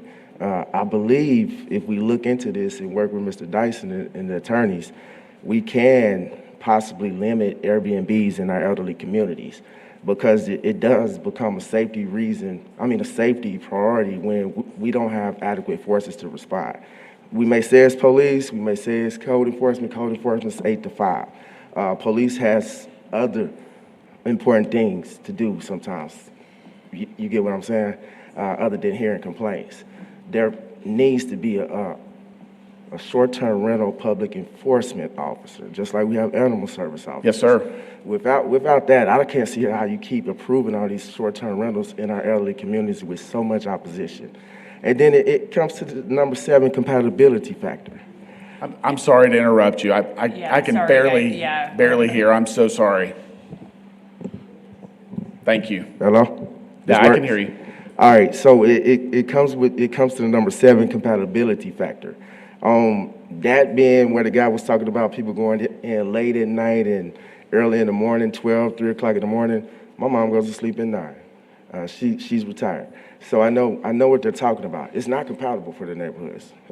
What you could do is put down where maybe if 50% of those people are on the block, you don't short-term rent on that block, but the next block will be just fine.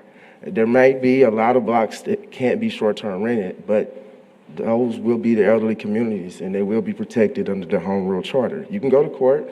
I'm pretty sure they'll respect it because we're a home rule state. The Governor Abbott did not take those restrictions away from us. He took labor restrictions and other things. The second thing I wanted to talk to you about was when you discussed the short-term rental ordinance in April, I know you didn't mean to dismiss my comment, but when you said we're not discussing changing the zones today, and that'd be a possible future item, I do believe that my comments were appropriate because it was discussing the 500-foot restriction.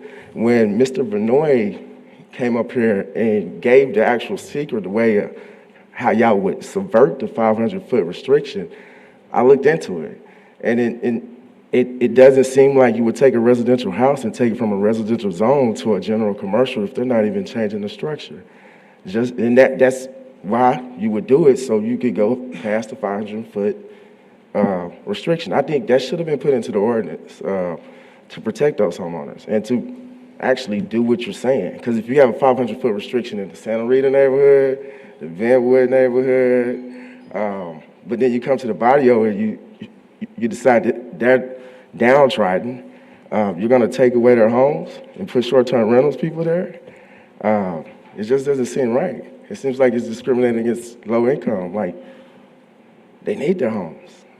If anything, we need to work with the neighborhood family services and probably issue out more grants and do a planning with them, because what I've seen is when he does the neighborhood blitz, I can't ever tell when he's done it. It's probably like he's picking random houses, which is why I put in a Freedom of Information request, because I wanted to see if he's actually lining up the ones that are perfect for the city. Like right off of the loop, when we're traveling into town, I go to Dallas often. I go all the way to East Texas, Marshall, Shreveport. I travel a lot. When I'm coming into town and I go over and I want to go to Walmart, I'm seeing a lot of downtrodden houses right off of that area in which he's working in. If y'all work together, maybe a lot of those people in that area will get the resources they need. You've touched on a couple of issues that I want to address. Number one is the ordinance and the separation and what I would generally describe as fair and equitable. And so, in my position, my colleagues may disagree with me, but I think when we pass an ordinance, it's important to be fair and equitable with that ordinance. So there are, as I mentioned before with one of the cases, there could be extenuating circumstances that we have to consider if we're making an approval of a short-term rental or a denial specifically because of some specific circumstance with that property that's different than anything else that we've seen. Otherwise, we've passed an ordinance that has separation distances, and I understand that folks are going to come in and be upset about having a short-term rental across their street, not in my backyard. There's been a lot of opposition like that. But how is it fair for us as a planning commission to deny someone because the neighbors on that block said they don't want it in their backyard and allow it a block over or a few houses down? That's not being fair and equitable to the applicant that wants the short-term rental. So it's also very difficult for us to enforce policies if we're not fair and equitable about the way that we enforce them. And so obviously this morning we had some folks that came in are pretty upset about the short-term rental that's going in close to them. How are we fair and equitable in applying the ordinance that's been given to us if we don't approve that one, if we don't see any extenuating special circumstances that prevent it from being a short-term rental? And then your second point, which I couldn't agree with more, is enforcement. And we need enforcement. I think Aaron and the staff have been focused on enforcement. They've talked about bringing a dedicated person in to handle short-term rental compliance and enforcement going forward. That is the most important aspect of adopting the short-term rental policy that we've got. We have to enforce it if it's going to do anything. Otherwise, I feel like we're wasting our time talking about it. And we've got a lot of folks that have tried to circumvent the system and not apply. And I think that the city is beginning to work through those lists and do all that they can to force them into compliance. So there's life safety issues, there's revenue from hotel occupancy tax that the city should be collecting if someone's operating a short-term rental. And it's just, it'll be a difficult task, I think, to begin with, to get all of these short-term rentals into compliance, but I think it's a very important aspect of the ordinance. Well, the enforcement is a money problem, and that comes from above. If you tell city council stop spending all our money on these projects that think it's important, maybe it could happen. Well, it is a money problem, but there's money to be generated from enforcing the code, not just by fines and penalties, but by collecting hotel occupancy tax. If someone is operating a short-term rental in this community and not paying the local hotel occupancy tax, they're in violation of our ordinance, just like anywhere else in Texas. So at a minimum, we should be collecting the hotel occupancy tax. That's a lot of revenue for the city.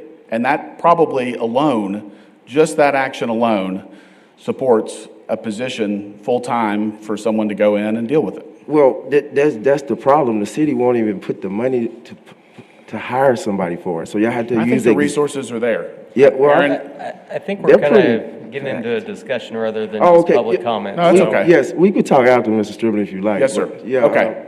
That's just a comment I had. Thank you. I completely agree with the enforcement, though. Yeah. Thank you for your comments. Thank you. All right, anyone else wish to speak? Hi, my name is Mary Coolman. I'm in District 6. We have the short-term rental at 3834 Old Post. And we were told that we were going to do renewals the first year and then every 2 years after that. But what I heard here was it's every year. So did that change or? Yes, it did. Okay, so it's every year. Yes, ma'am. All right. And then the other thing was we had an instance at our short term where one of our guests destroyed our house. She destroyed like $12,000. We were the ones that called the police. Well, let me go back. The police that called us at 11:30 at night and told us that there was a broken window and we didn't really know what was going on. We have cameras at the house. But anyways, so we asked, should we come up there to take care of everything that's going on? They said no. So they told us to come in the morning. So in the morning, we called the police to come with us to make sure that, we could go in. They wouldn't let us in. They were telling us that we needed to go to the JP, get an eviction, so forth. So I called the JP's office, and they said, yeah, you can go in. You can not touch anything, but go in and see what's going on. Well, when we went in, the house was destroyed. Right. And so so we went back to the JP's office. The judge talked to us, and he told us, you can go in there, change the code, and put a sign on the door, tell them that they've been, terminated, the contract has been terminated, and take their stuff out and let them know where their stuff is. So we did that. I want to see if there's any way that we can educate the police on what needs to be done. Because we sat there for like 2 hours talking to the police, trying to, hey, we need to get in our house. We could not rent the house from the time that we, told her, hey, this is it. It took us a week. We had to redo bathrooms. We had to redo flooring. We had to redo, she pulled wires out of walls, all sorts of stuff. Yeah. And so she hasn't paid anything. I think that the police need to be educated. I think the audience, whenever we come in here, the audience needs to be educated. That way we can avoid that man coming up here and, saying that STRs are no good. We had a whole year of renting, never had a problem, one person. Right. And we were the ones that called the police and told them, y'all need to go in there and see what's going on with this lady. So another thing that I wanted to ask is, can we get a copy of the letter that is mailed out to the neighborhood? I'd like to see, what it is that said, because even though we haven't gotten any opposing, as a matter of fact, we know all the neighbors and everybody's really sweet. I'd like to do that. And then get a copy of the homes that are approved as STRs in our neighborhood. Okay. I think the staff can certainly help with those requests. Okay. That's all I have. Aaron, are you good with those? Okay. And thank you for the note on educating the law enforcement folks. I think that's part of the learning process that we... So the judge told us that he has an STR.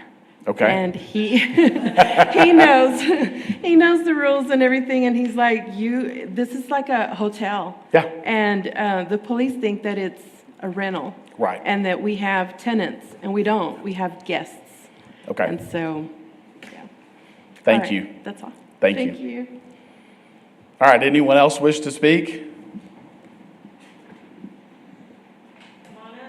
You have some? I wanted to talk about that Concho,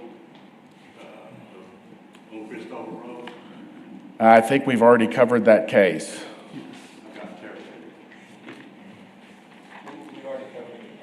I'm sorry? I know, I've got some questions. Where's the water going? Okay. I own two subdevelopments off Christopher Road. Okay. And. I'm sorry, when I- before you start, can you state your name and? Yes, Don Ayler. Okay. And I own 2.5 acres right there beside them.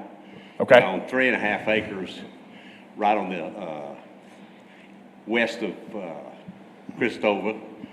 And right now, without any development or anything, all the water's flooding those houses That down Tracy case, Trail. I'm looking at the agenda here. That case was tabled until the next meeting. Correct, and, We did not make a ruling on that case this morning. Okay, all right. and Okay. city staff can answer some of those questions for you. I'm sorry? City staff can answer some of those questions for you about the drainage and what their project, their plans are. Okay. Before they do any of this, there's already water dumping into those houses. Louis Yeah. Blannick owns two houses down there, and both of them have been putting half of water in them. Okay. It comes down that alley and down Inwood and just floods out there. But y'all table this for right Yes, now? sir. We did When's not it make a gonna come decision. back up? Next month, Okay. the June meeting. Thank you, sir. Okay, planning director's report. Oh, I'm going to close public comment. Planning director's report. I'll be real quick. Just want to give a kudos to the planning team as well as Brandon and some others that have been working on the enforcement side of short-term rentals. I really want to shout out to Ray Lineberry. She has worked very, very hard, and with the group that came through today with renewals, they all paid their back hotel occupancy taxes and came into compliance. And that's how this new system is designed to work. And it brought in over $15,000 worth of hotel occupancy taxes in this month, just for those that are out of compliance. And that, you see, that's kind of a short list there. And so you start looking at that and on the magnitude of short-term rentals that we have, I believe over time, we're going to be collecting more and more hotel occupancy taxes and getting more structures into compliance. So I just want to say congratulations, team. Y'all did a great job. I know finance great was a part job, of guys. that. Brandon has been a part of that as well, of helping word some letters to folks. And we actually have another meeting this week of what's our next steps for enforcement. Okay. Follow-up at administrative issues. Announcements and consideration of future agenda items. The next regular meeting of the Planning Commission is scheduled to begin on Monday, June 17th at 9 a.m. East Mezzanine Meeting Room, City Hall at 72 West College Avenue. Adjournment. Are we going to, we had two comments about short-term enforcement officer or anything like that. Yes, ma'am. Is that something that we need to have a conversation over? Is that something the city council has already considered? Well, city council, as you know, was very positive, I believe, in not only in the new ordinance, but as well as going through with some kind of enforcement actions on short-term rentals. Myself and my assistant director have been looking at our department and our staffing needs and trying to see if we can do something in-house or not. We have also placed through the budget process this year a request for a full-time employee to do short-term rentals. That does not mean it will be granted. That all comes down to dollars, and we all understand that. But we are looking to see how we can be creative in working enforcement.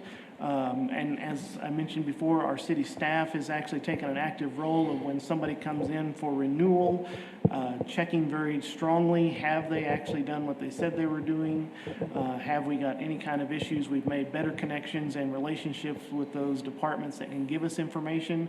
And then we are going to continue to partner with finance and legal on items of, this one hadn't come to us at all, it's just sitting out there, we know it's on a website, we know that they're doing something, we see that they're maybe paying state taxes but not the local taxes, and so we will continue to be active in enforcing to the best of our ability any actions on them.